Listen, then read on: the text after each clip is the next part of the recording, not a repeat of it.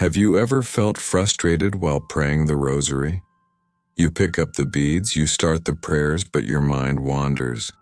You think about work, your shopping list, the argument you had. And when you finish, you ask yourself, did God even hear me? Did this prayer have any value? You feel as if you were just moving your fingers, but not your heart. We're taught that the Rosary is a weapon. So why then does it so often feel like a burden? Why, for so many of us, has it lost its spiritual power? What most Catholics don't know is that they're praying the Rosary in a way that's preventing them from accessing its full power.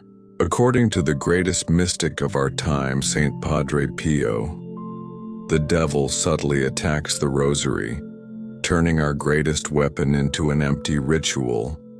And, in this video, I'm going to teach you Padre Pio's method so you can unleash the Rosary's full power and shield yourself against the forces of hell.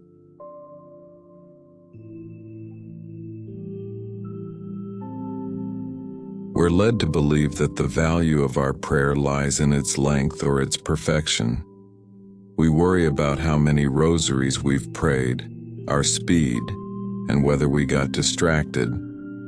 For many, the Rosary has become an obligation, a spiritual checklist that we complete to feel better about ourselves. But what about the spiritual power? What about the inner peace that should come from this prayer? Why, after so many rosaries, do we still feel anxious, insecure, or irritable? This is the biggest lie the enemy has planted in our minds, that the Rosary is a task to be completed, not a conversation to be lived. Padre Pio saw that most people would sit down to pray the Rosary, and instead of meeting Jesus and Mary, they would meet their own to-do list. He saw that the devil doesn't need you to stop praying the Rosary.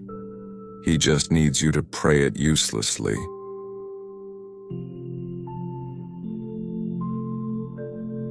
Padre Pio's central teaching is that the Rosary is not a prayer of repetition, but of meditation. The power of the Rosary isn't in the repetition of the words, but in the depth of your contemplation. The repeated Hail Mary is the heartbeat, but what gives life to the body of the prayer is the meditation on the mysteries. With each mystery you recite, you should transport yourself to that scene. You should be there. In the Annunciation, you should feel you are beside Mary, startled but full of grace. In the Crucifixion, you should feel the pain, the blood, and the tears of Jesus. Without this, your Rosary is just a mantra, an empty sound that doesn't penetrate the heart of God. And that's why it loses all its power.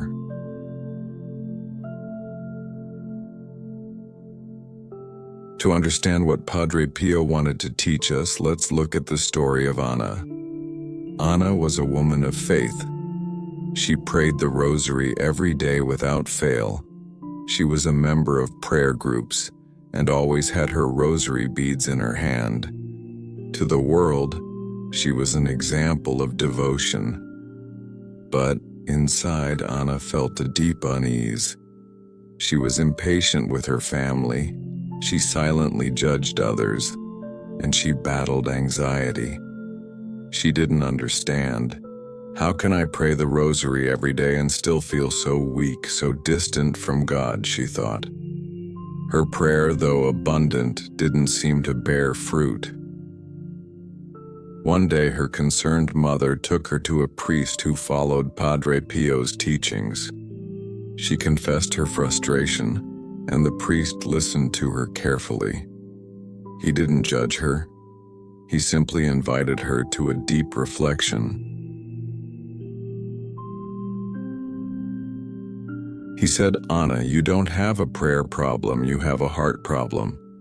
Your Rosary is not a conversation with God, it's a negotiation. You pray expecting a reward, a miracle, a feeling of peace. And when it doesn't come, you get disappointed. Your rosary is a performance for yourself. You pray it to feel like a good Catholic, to feel like you're doing your part. The devil doesn't want you to stop praying. He wants you to continue, but in an empty way, because a soulless rosary is his greatest victory. The priest gave her a small book with Padre Pio's teachings. On the first page, there was a quote: "Prayer is the best weapon we have. It is the key that opens the heart of God." And right below, "Do not get lost in distractions, for distraction is the devil's way of stealing graces from us."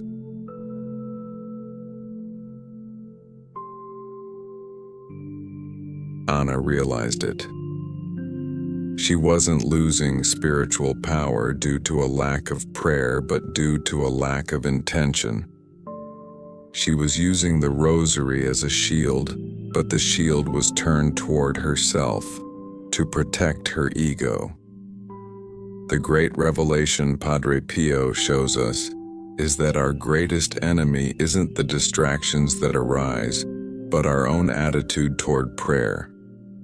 If you pray the rosary just to complete a task, you turn it from a conversation into an empty monologue. The prayer becomes selfish, as your motivation is yourself, not the love of God. The lack of fruit in our lives, even with daily prayer, is the biggest sign that our rosary is ineffective. It's proof that we are losing spiritual power. A prayer that doesn't come from the heart cannot touch the heart of God. Padre Pio knew that the devil loves an empty script, a prayer without the presence of the soul. The devil laughs when you pray the rosary mechanically, because he knows you're deceiving yourself, and that the graces you could receive are being diverted.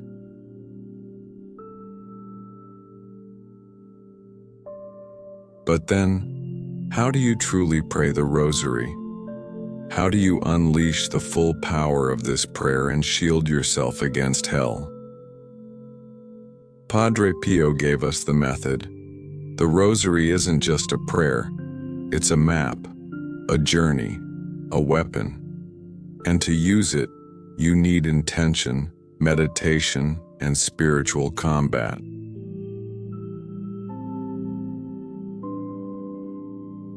The first step is the intention of the heart. Before you pick up the beads, pause for a few seconds and ask God to help you pray with all your heart. Offer your rosary for a specific intention, for someone you love, for a soul in purgatory, for a particular sin. When you pray with an intention, your prayer gains a target. It stops being a generic conversation and becomes a directed love letter. The rosary is not a task. It's a conversation, it's an encounter, and it only has value if you are present. The second and most crucial step is deep meditation. Padre Pio teaches us not just to recite the mysteries, but to enter into them. With each mystery, close your eyes for a moment, breathe deeply, and place yourself in the scene. In the joyful mystery of the Annunciation, don't just say the Annunciation of the angel to Our Lady. Dive into the scene. Feel Mary's surprise. See the light of the angel Gabriel. Hear his voice. See Mary's humility. Imagine yourself in her house. When you pray the mystery of the crucifixion, don't just think about the event. Feel the pain. See the blood running. Look at Jesus' face. Feel the weight of the cross. The silence of your mind, which is often haunted by distractions, becomes a battlefield. The devil will try to pull you out of there. He will place intrusive thoughts in your head. But with each Hail Mary, you are returning to the scene, and each repetition becomes an act of love. an act of will, a way of saying to Jesus, I am here for you. I am here with you.